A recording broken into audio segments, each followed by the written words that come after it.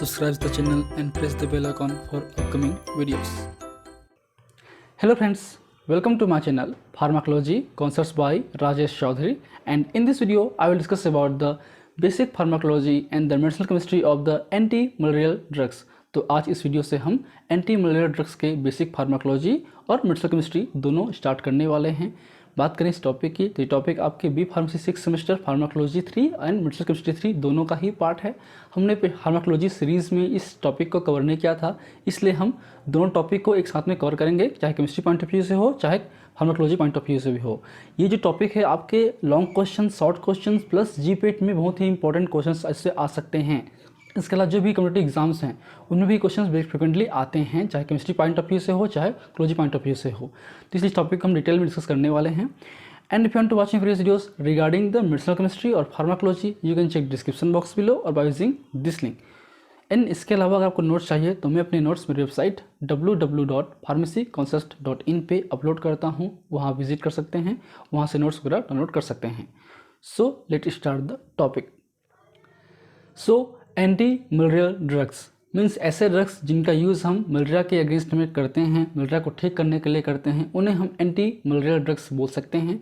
और ये जो मलेरियल डिसीज़ है वो बेसिकली एक इन्फेक्टिव डिसीज़ है जो किसी आपके माइक्रो ऑर्गेनिज्म की वजह से होता है, और उस माइक्रो ऑर्गेनिज्म को हम बोलते हैं प्लाज्मोडियम स्पीसीज।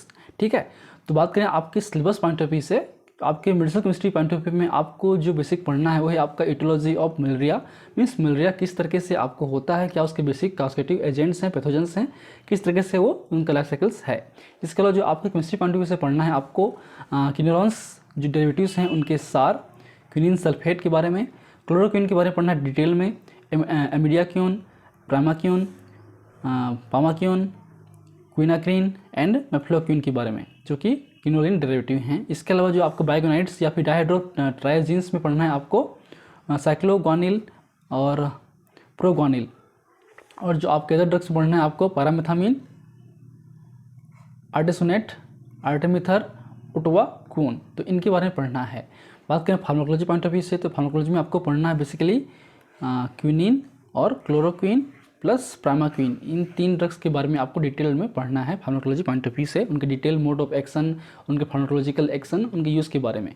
ठीक है, चलिए हम बात करते हैं पहले मलेरिया के बारे में। मलेरिया है क्या? तो मलेरिया बेसिकली एक डिसीज़ है, एक इन्फेक्टिव डिसीज़ है जो कि बेसिकली प्रोटोजोआ स्पीसीज़ जिसे हम बोलते हैं प्लाज्मोडियम स्पीसीज़, उसकी वजह से होता है।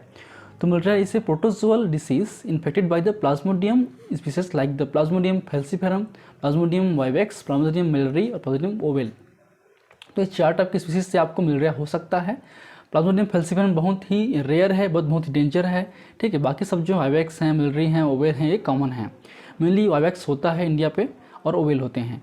ठीक है, बेसिकली जो मलेरिया डिसीज़ है वो बहुत ही डेंजरस होते हैं। आपके अफ्रीकन कंट्रीज़ में वहाँ बहुत ज़्यादा मलेरिया केस मिलते हैं और उनकी वजह से डेथ भी हाई होती है। Malaria is transmitted in human via the bite of infected female anopheles mosquito which is a vector. ठीक है, तो मलेरिया का जो स्प्रेडिंग है ये डायरेक्टली हम इनटेक नहीं करते हैं। ये जो मलेरिया का स्पीसीज़ है, आपका जो प्लाज्मोडियम स्पीसीज़ हैं, वो एक तरीके से मॉस्किटो, खासकर मादा एनाफिलिस या फिर फीमेल एनाफिलिस मच्छर पे कैरी करते हैं और उनके थ्रू हमारे बॉडी में ट्रांसमिट होते हैं। ठीक है, and Plasmodium vivax, malariae and Powell produces the mild form of malaria by the destroying the red blood cells in peripheral capillaries and thus causing the anemias। जो मलेरिया का parasites हैं, खासकर vivax, malariae और vowel हैं, ये basically mild malaria cause करते हैं, mild fever cause करते हैं। इनका जो डिसीज़ का जो सीवियरिटी है थोड़ा सा कम होता है as compare to the plasmodium falciparum. ये बेसिकली जो आपके रेड ब्लड सेल्स हैं उनको इन्फेक्ट करते हैं। इनका जो मेजर टारगेट टिश्यू कौन सा है? Red blood cells. तो ये रेड ब्लड सेल्स को टारगेट करते हैं, उनको इन्फेक्ट करते हैं, उनको डिस्ट्रॉय करते हैं। डिस्ट्रॉय होने की वजह से आपका जो हीमोलिसिस होता है और एक तरीके से आपका जो एनीमिया है वो होते हैं, क्योंकि आपके जो ब्लड सेल्स हैं वो डिस्ट्रॉय होने लगते हैं। ठीक है, तो आपकी बॉडी में ब्लड की कमी होती है मलेरिया के केस में। तो एनीमिया की वजह से जो भी आपको सिम्टम्स होंगे वो अभी आपको दिखाई देंगे। ठीक है, बात करेंगे। इसके अलावा जो आपका सेकेंड नेक्स्ट स्पीसीज है वो है आपका प्लाज्मोडियम फैल्सीफेरम। ठीक है, the most dangerous is the plasmodium falciparum. In this case the infected red blood cells become sticky and the form lumps in the capillaries. ठीक है। प्लाज्मोडियम फैल्सिपारम के केस में जो रेड ब्लड सेल्स डिस्ट्रॉय होंगे वो sticky बन जाएंगे, lump form करेंगे आपके कैपिलरीज पे, जिससे आपका जो ब्लड फ्लो है वो अरेस्ट हो सकता है। ठीक है, in the deep organ of the body and cause the micro circulatory arrest. तो ये आपके ब्रेन एरिया पे या आपके ऑर्गन एरिया के जो इन ऑर्गन हैं, कैपिलरीज हैं, उन पे जाके क्लम्प जमा हो जाता है, जिससे उन ऑर्गन्स को ब्लड सप्लाई प्रॉपर्ली नहीं होता। तो इसलिए plasmodium falciparum is the most dangerous species in overall the plasmodium species. लेकिन इसका जो केस है बहुत रेयरली होता है, बहुत कम लोगों को होता है। ठीक है, the disease still affect about 200 millions people world wide and causes the लेस्ट 2 millions death per year. तो बेसिकली ओवरऑल वर्ल्ड की बात करें तो ये 200 से भी अधिक, 200 मिलियन से भी अधिक लोगों को ये फैलता है। उनमें से 2 मिलियन लोग भी डेथ हो जाते हैं इस मलेरिया डिसीज़ की वजह से। जो बेसिक सिम्टम्स हैं इसके वो है आपके फीवर, शिवरिंग मतलब कपकपी होता है आपको, joint pain, headache, vomiting, repeating vomiting, convulsion and coma. बहुत सीरियस हो गया तो ये कोमा भी कॉज कर सकता है। After the mosquito bite symptoms occurs at the 7 to 9 days। ठीक है, आपको मॉस्किटो जो एनाफिलिस मच्छर अगर आपको काटा है जिसमें प्लाज्मोडियम स्पीसीज है, तब वो आपकी बॉडी में ट्रांसमिट होगा, वहाँ पे ग्रो करेगा। तो अप्रॉक्सीमेटली 9 दिन का इसका इंक्यूबेशन टाइम है, 7 से 9 दिन का। तो 7 से 9 दिन बाद आपको जो मलेरिया बुखार है वो आपको आना शुरू होगा। ठीक है, and the important phases of the parasite life cycles are the following. First is the asexual, second is the sexual cycle. जो एसेक्सुअल है वो बेसिकली होते हैं आपके इन्फेक्टेड होस्ट पे, मतलब हमारे बॉडी के अंदर में, जबकि जो सेक्सुअल साइकिल है वो होते हैं आपके मॉस्किटो के अंदर पे। तो ये बेसिक देखिए साइकिल्स हैं, जिसको हमने आपकी जो मलेरिया site.com से हमने इसको फिगर को लिया है, उनका बेसिक सोर्स है, उनको हम क्रेडिट दे रहे हैं। तो बेसिकली ये आपका मॉस्किटो का साइकिल्स हैं या आपका ह्यूमन साइकिल्स हैं। तो सपोज़ कोई आपका जो मॉस्किटो है उन पे इन्फेक्टेड हैं, अगर मॉस्किटो पे स्पीसीज़ हैं प्लाज्मोडियम स्पीसीज़, तो आपको बाइट करेगा। बाइट के थ्रू आपका जो इनके स्लाइवास के थ्रू आपका जो स्लाइवरी ग्लैंड्स हैं उसके थ्रू जो स्पोरोजॉइट्स है वो आपके, स्पोरो मतलब होता है सीड्स, ठीक है, जॉइट्स मतलब सेल्स एक तरीके से। तो आपके जो सीड्स हैं उन जो प्लाज्मोडियम स्पीसीज़ के जो आपके स्पीसीज़ हैं वो पहुंचते हैं आपके हिपेटिक, पहुंचते हैं ब्लड में, फर्स्ट पहुंचते हैं हिपेटिक पे। तो हिपेटिक सेल्स को ये पहले अटैक करेगा, उस हिपेटिक सेल्स में ये डेवलप होंगे। ठीक है, और वहीं पे ये आपके डोरमेंसी में भी हो सकते हैं, मतलब सुप्त अवस्था में भी हो सकते हैं, इनएक्टिव अवस्था में भी हो सकते हैं, और आफ्टर समटाइम्स इट में ऑकर्स अंडर डिसीज और फीवर। ठीक है, तो ये बाद में भी आपके दोबारा रिलैप्स हो सकते हैं। ठीक है, उसके बाद ये यहाँ पे डेवलप करेंगे। डेवलप करने के बाद ये जो मीरोजॉइट्स हैं, ये मीरोजॉइट्स फर्दर आपके मैच्योर होने के बाद पहुँचेंगे ब्लड में। तो ये आपका एक तरीके से प्री इरिथ्रोसाइटिक फेज़ है, जिसे हम हिपेटिक टिश्यू फेज़ भी बोल सकते हैं या हिपेटिक फेज़ भी बोल सकते हैं। ठीक है, अब ये आपका आ गया ब्लड में, आपके आ गया ब्लड में। ब्लड में आने के बाद ये आपके ब्लड को इन्फेक्ट करेगा। ठीक है, उसमें ट्रोफोजॉइट्स है, नॉट ट्रोपनो, ये ट्रोफोजॉइट्स है, वो कन्वर्ट्स होगा, डेवलप करेगा, न्यूट्रिशन मिलेगा, डेवलप होगा और मल्टीप्लिकेशन करेगा आपके ब्लड के अंदर पे। ये आपका रिंग लाइक स्ट्रक्चर दिख रहा है आपको, इसलिए इसको हम रिंग स्टेज भी बोल सकते हैं। ठीक है, और ये जो हैं फिर जो आपका जो इरिथ्रोसाइटिक साइजोन्स हैं, आपका जो इरिथ्रोसाइटिक के अंदर में जो साइजोन्स हैं, जो आपके पैरासाइट्स हैं, वो फिर बस्ट होके आपके रप्चर होके पूरे बॉडी में फैलेंगे। और यही एक तरीके से आपको ये जो पार्टिकल्स हैं वो ही आपको क्लिनिकल अटैक कॉज करेगा, मतलब आपको फीवर या सिम्टम्स अकर्स करेगा। ठीक है, और कुछ पार्टिकल्स जो हैं वापस आपके इरिथ्रोसाइट्स में पहुंचने के बाद जो उनमें गेमेट्स वगैरह हैं वो बनते हैं, और ये जो गेमेट्स हैं फर्दर आपके जब दोबारा सक करता है फीमेल एनाफिलिस मच्छर तो उसमें वापस चला जाता है, और उनके अंदर में फिर दोबारा आपके माइक्रोगेमेट्स जाइगोट्स वगैरह बनते हैं, और वापस जो हैं इनमें डेवलप करते हैं आपके स्पोरोजॉइट्स। ठीक है, तो इस तरीके से इसमें डेवलपिंग होता है, और ये वापस आपके दोबारा रिंग इरिथ्रोसाइट पे आ जाते हैं। तो ये रिलैप्सिंग बार बार होते रहता है। ठीक है, तो ये बेसिक फेजेस हैं, स्टेजेस हैं आपके मिनरल पैरासाइट्स के लाइफ साइकिल्स। चलिए अब आते हैं इनकी डिसीज़ को कंट्रोल किस तरीके से हम करते हैं, ड्रग कौन कौन से यूज़ कर सकते हैं। तो अलग अलग स्टेज के बेस पे भी हम अलग ड्रग यूज़ कर सकते हैं। सारे ड्रग सारे जगह पे काम नहीं आते हैं। ठीक है, जो फर्स्ट है आपका स्पोरोजॉइटोसाइट्स, मीन्स ऐसे ड्रग जो कि स्पोर्स को ही डिस्ट्रॉय करते हैं आपके बॉडी के अंदर में, मतलब इनको ही आपके स्पोरोजोइट्स को ही डिस्ट्रॉय कर देंगे, जिससे जो है आपका फर्दर ट्रांसमिशन नहीं हो पाएगा, आपकी बॉडी में फर्दर नहीं फैल पाएगा। ठीक है, तो उनमें आते हैं प्राइमाक्विन, क्लोरोग्वानिल, पैरामेथामिन।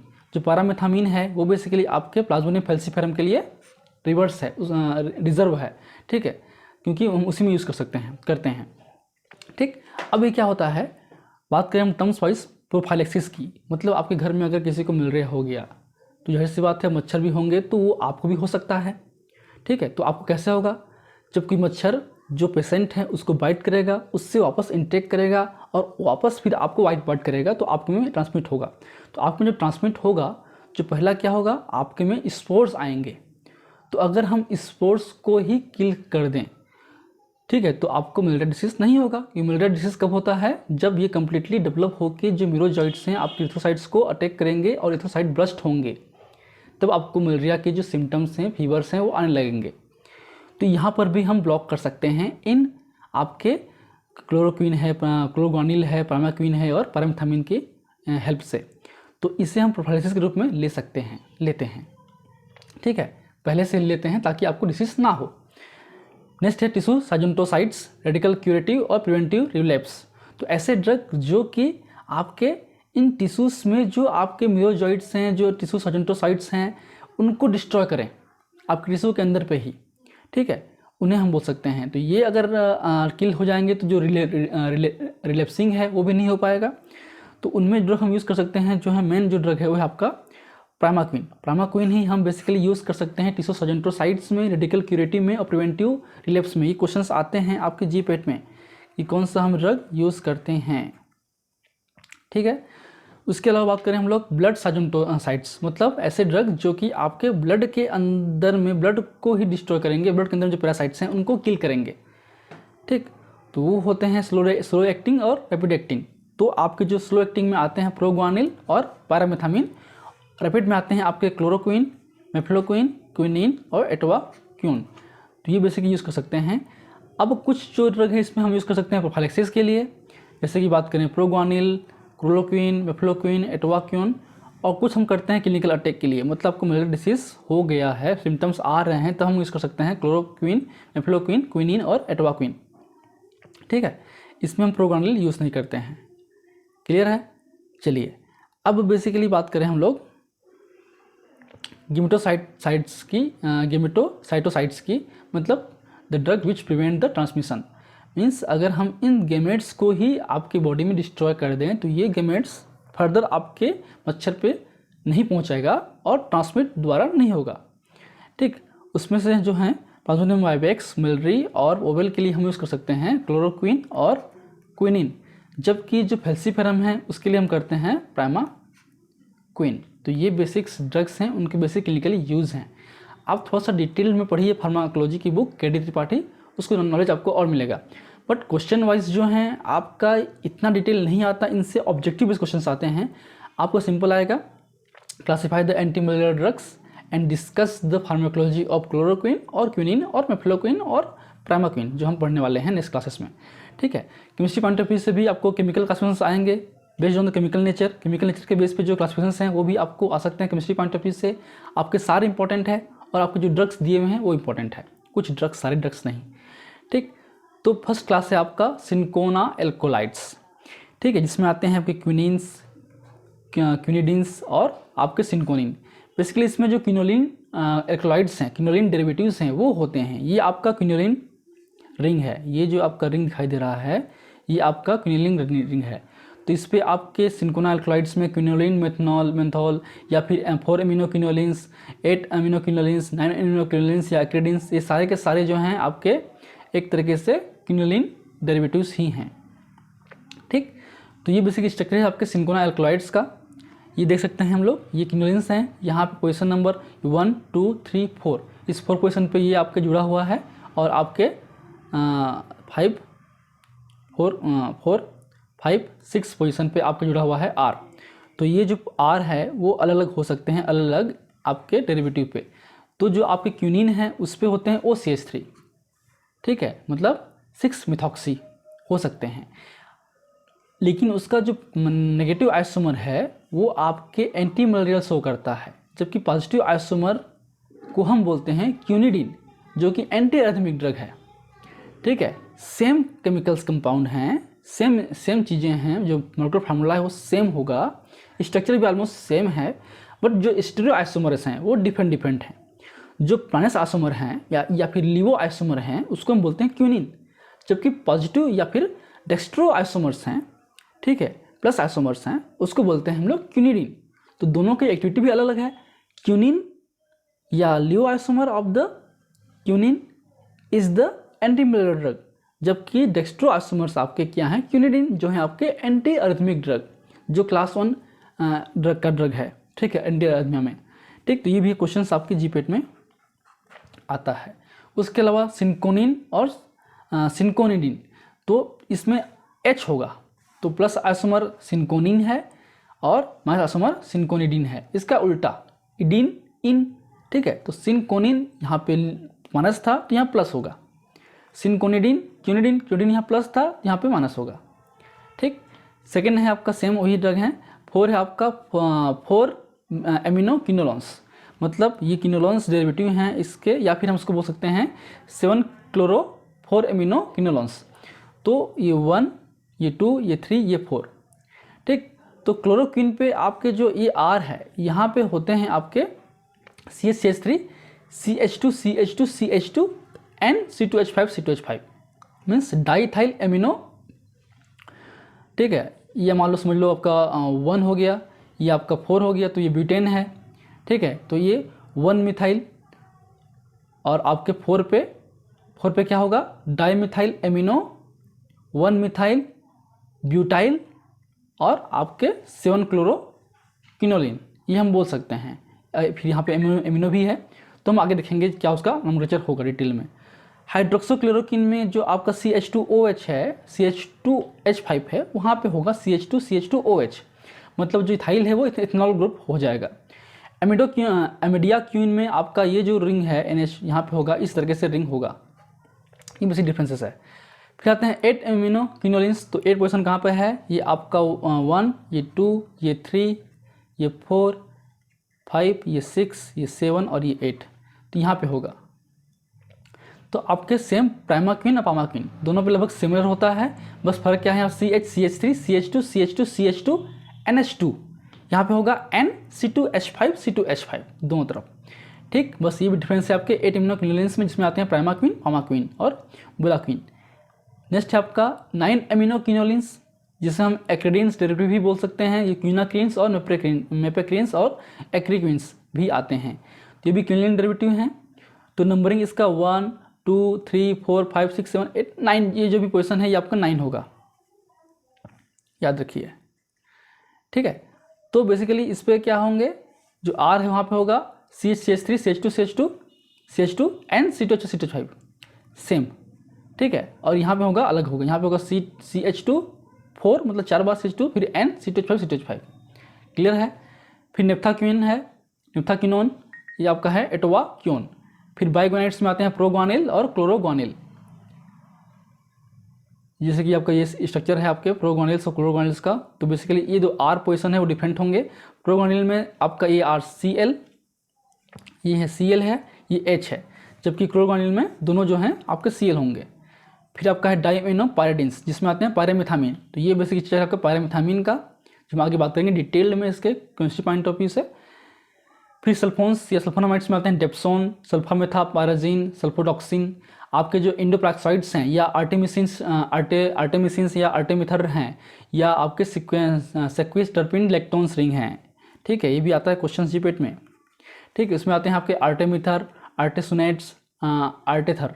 ठीक है, एमिनोगल्स में आते हैं आपका हेलोफेंट्रिन या लुमेफेंट्रिन, आपके हम इसमें यूज़ कर सकते हैं, टेट्रासाइक्लिन्स कर सकते हैं, जिसमें आते हैं आपके डॉक्साक्लिन्स और टेट्रासाइक्लिन्स। फिर आपका जो मेनिस बेस है वो भी हम पायरोनारिडीन भी हम यूज़ कर सकते हैं। तो इनके केमिकल क्लासिफिकेशंस बहुत ही इंपॉर्टेंट हैं, सार भी इंपॉर्टेंट है। हम बात करेंगे नेक्स्ट क्लासेस में इनके बेसिक केमिस्ट्री और क्लोजी के बारे में। So these are the basics of anti-malarial drugs, and if you like videos, please press the like button, share with your friend, and any feedback, please comment on the comment section. That motivates me for the upcoming videos. In last, thank you. Keep watching.